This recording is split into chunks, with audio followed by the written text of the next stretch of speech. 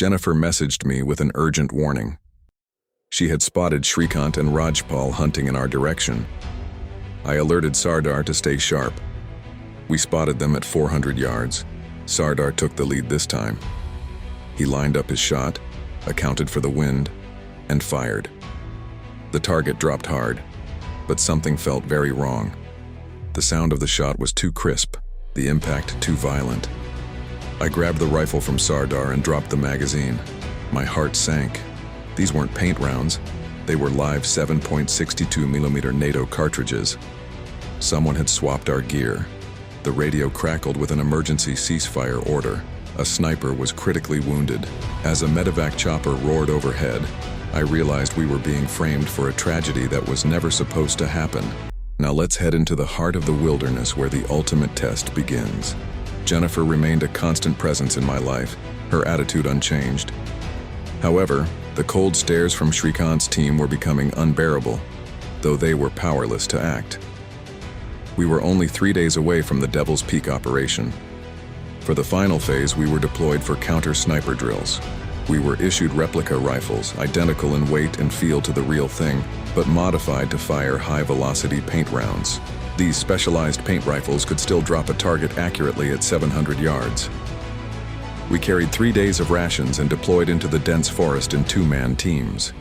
Each sniper wore a tactical watch equipped with a live feed camera, allowing HQ to monitor every move. The rules were simple. If you get hit, you are out.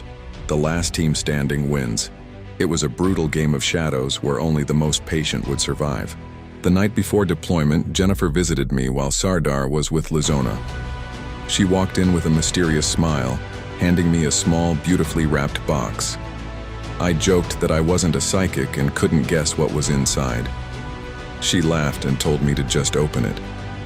Inside was a sleek, black mobile phone. I was confused. Why would I need this? She sat close, leaning in to explain that this wasn't just a gift. It was an edge. Jennifer confessed she didn't want to be eliminated by my hand. She knew I was the most lethal shot in the group. Her plan was simple.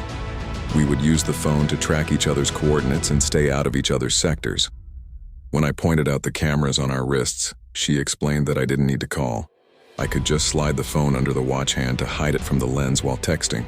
It was a risky but clever move.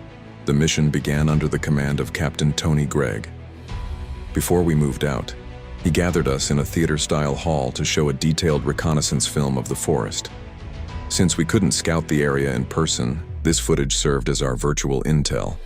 He warned us that once we entered the woods, we had a 1-hour grace period before the engagement went live. We were also given ballistic goggles to protect our eyes from paint. As we geared up, a brief confrontation flared up. Shrikant taunted Sardar, claiming he would target Lizona first.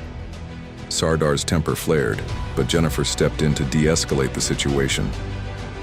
Once we were alone, Sardar was fuming. I reminded him that the best revenge was taking them out during the exercise. We moved into the brush, looking for the perfect vantage point. After some scouting, we found a dense, high-canopy tree. We established a concealed nest in the branches. While Sardar prepped the position, I pulled security. Suddenly, my phone buzzed. It was Jennifer with her 6-digit grid coordinates. She was about 700 yards to our right. I relayed our position back. Moments later, Sardar whispered that a team was approaching from the south. I glassed the area and spotted 2 men moving through the timber. It was time to put our training to work. The targets were at 400 yards. I adjusted my elevation knobs and waited for them to enter a clearing. As soon as they stepped out, I squeezed the trigger. A direct hit. The second man scrambled, but I cycled the bolt and tagged him before he could find cover. Red paint blossomed on their chests. They were out. Later that evening, I tracked an Iranian team through night vision goggles and eliminated them while they camped. By dawn, we moved toward the lake. The cold was biting, but our tactical gear kept us functional. Suddenly, Jennifer messaged me with an urgent warning. She had spotted Shrikant and Rajpal hunting in our direction. I alerted Sardar to stay sharp. We spotted them at 400 yards. Sardar took the lead this time. He lined up his shot, accounted for the wind, and fired. The target dropped hard, but something felt very wrong. The sound of the shot was too crisp, the impact too violent. I grabbed the rifle from Sardar and dropped the magazine. My heart sank. These weren't paint rounds.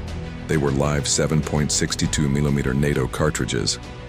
Someone had swapped our gear. The radio crackled with an emergency ceasefire order. A sniper was critically wounded. As a medevac chopper roared overhead, I realized we were being framed for a tragedy that was never supposed to happen.